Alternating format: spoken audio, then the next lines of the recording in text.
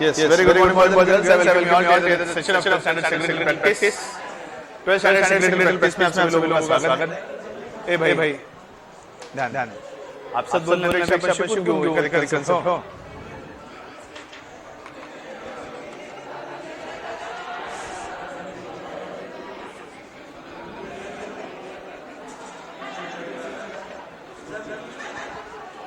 कल पॉइंट हमने कंप्लीट किया था नॉमिनेशन के बाद अलग अलग पॉइंट जो हमें देखना है सर्कुलर और एडवर्टाइजमेंट। सर्कुलर और एडवर्टाइजमेंट। अगला पॉइंट जो हमें देखना है सर्कुलर और advertisement. Okay, starting with point of circular and advertisement. जैसे हमने डिपॉजिट के केस में देखा है we accept deposit from general public, लेकिन क्या हमारी कंपनी डिपॉजिट एक्सेप्ट करने के लिए एलिजिबल है या एलिजिबल नहीं है, ये हमें कैसे पता चलेगा? इसीलिए जो कंपनियां डिपॉजिट एक्सेप्ट करती है या करना चाहती है तो वो उसके रिलेटेड ऑफर डॉक्यूमेंट इशू करते हैं।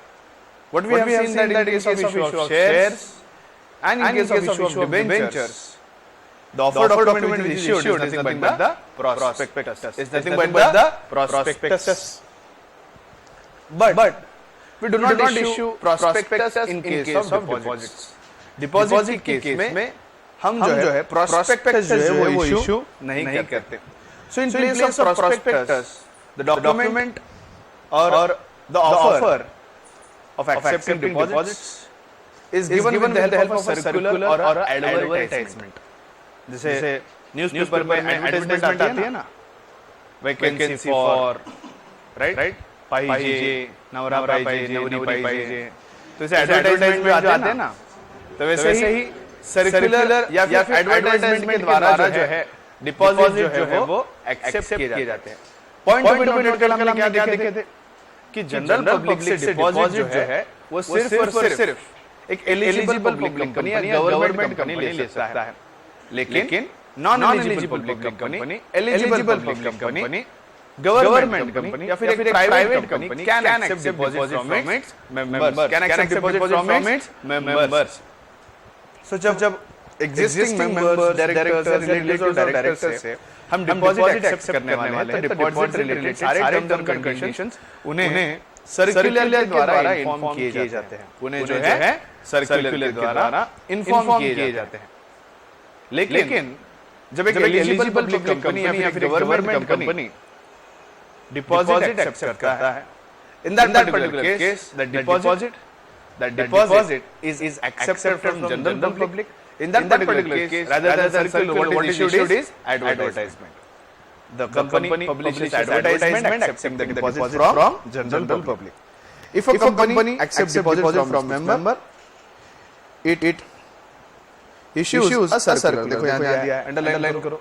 It issues a circular. It issues a circular. But if it invites deposit from public, it has to issue an advertisement. It has to issue an advertisement.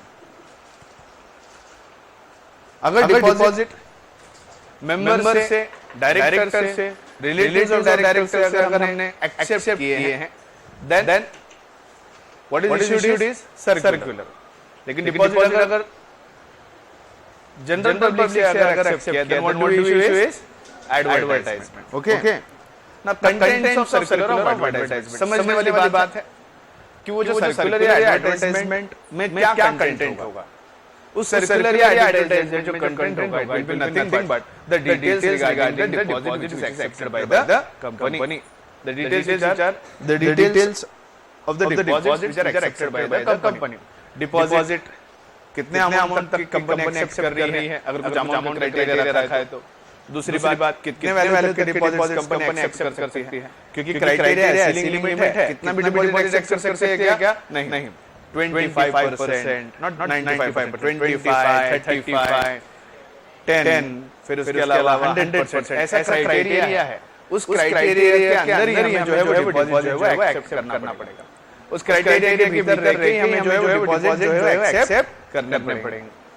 सो उस हिसाब से कितने amount के deposit accept किए जाने हैं, फिर उसके बाद मैच्योरिटी टाइम पीरियड कितना है, उसका इंपॉर्टेंट चीजें क्या रहेंगी इसके अंदर, कंपनी की क्रेडिट रेटिंग क्या है, इसके अलावा और क्या होगी मैच्योरिटी क्या है, कितना टाइम पीरियड के लिए जो डिपॉजिट है वो एक्सेप्ट किए जा रहे हैं, इज इट फॉर 6 मंथ और is it for period of 36 months.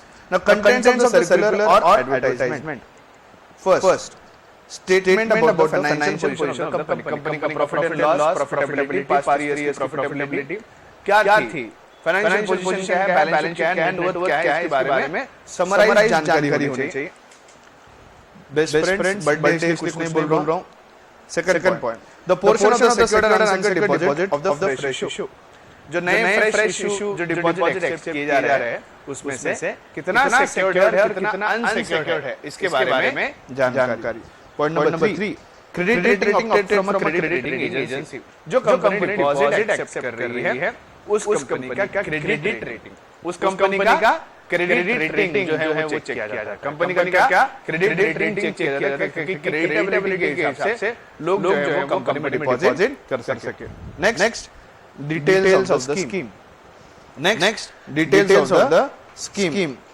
Scheme के बारे में जानकारी, कितने महीने की है, क्या ब्याज दर है, कैसे रिपेमेंट करेंगे, कौन से एसेट के ऊपर चार्ज क्रिएट किया जाएगा, डिपॉजिट ट्रस्टी कौन है, जैसे डिबेंचर ट्रस्टी डिपॉजिट ट्रस्टी भी रहेंगे, कंपनी की क्रेडिट रेटिंग क्या है, स्कीम क्या है, name of the deposit trustee, जैसे मैं अभी बता रहा था, क्योंकि मध्यस्थी करने के लिए कोई एक व्यक्ति लगता है, राइट? जैसे नई दुल्हन और दूल्हे राजा के बीच कौन है? ससुर जी। ससुर जी कौन है? Debenture trustee. तो उसी हिसाब से डिबेंचर ट्रस्टी की जगह पे कौन आ गया? Deposit trustee. Next, amount due towards deposits of previous deposit accepted by the company. इससे पहले ओल्ड कंपनी ने कितने डिपॉजिट एक्सेप्ट किए हैं और उसमें से कितने वैल्यू के डिपॉजिट आउटस्टैंडिंग है, उसकी वैल्यू की जानकारी भी उस पर्टिकुलर एडवर्टाइजमेंट या सर्कुलर में होनी चाहिए। कंटेंट्स में समझ में आया क्या क्या है?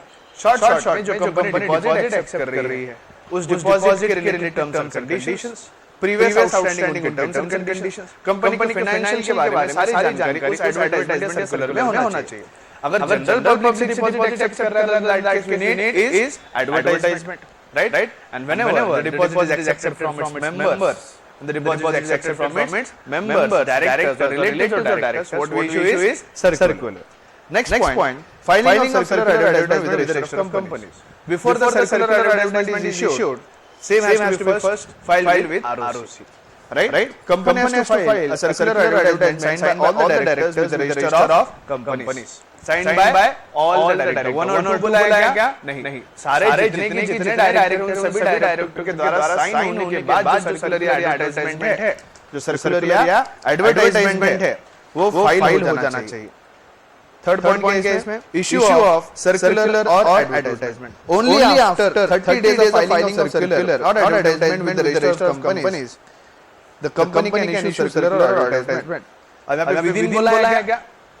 विदिन बोला है क्या? नहीं, क्या बोला है? Only after, underline, only after 30 days.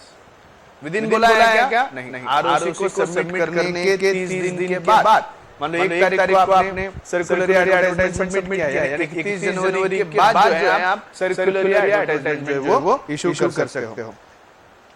The company can issue the circular or advertisement. The company can send the circular to the member registered post, speed post or as email.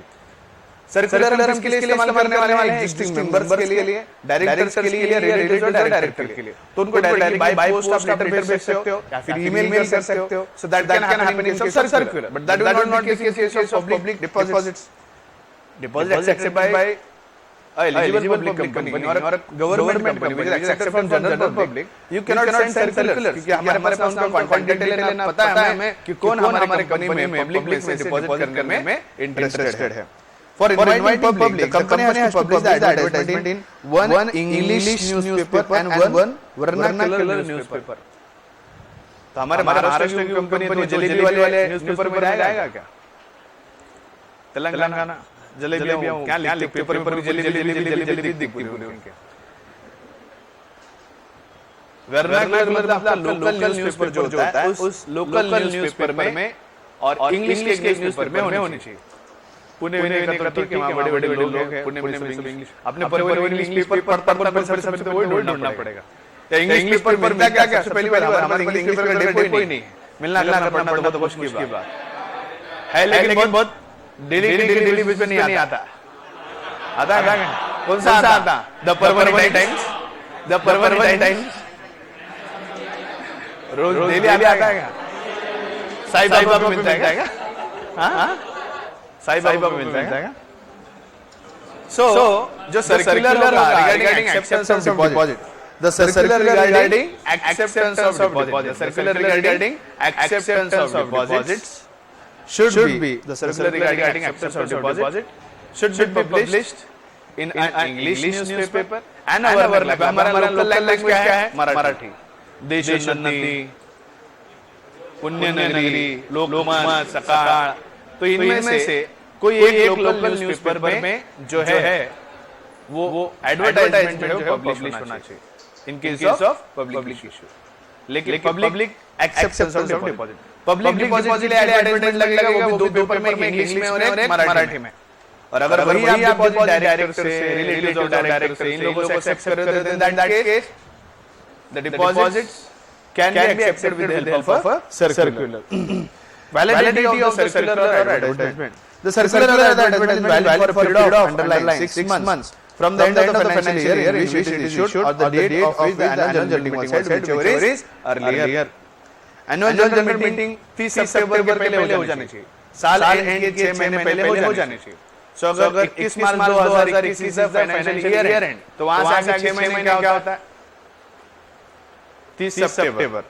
देखो financial year खत्म होता है 30 मार्च, बरोबर. आगे 6 महीने कितना हुआ? 30 सितंबर. 30 सितंबर. Annual general meeting ये ईयर के बाद ही, उससे पहले नहीं होती. तो ये पॉइंट को यहाँ पे सेंस नहीं बनता. क्यों नहीं बनता? थोड़ा सा ध्यान दोगे तो समझ में आएगा. Why not? It's a valid point. वहां पर क्या बोला है? Validity of the circular advertisement is valid for a period of 6 months. Valid for a period of 6 months from the end of the financial year or the date on which the annual general meeting was held, whichever is earlier. Annual general meeting financial year के पहले नहीं हो सकता.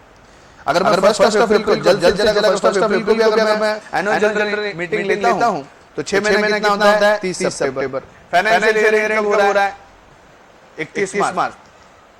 तारीख क्या आ रही है? 30 सितंबर.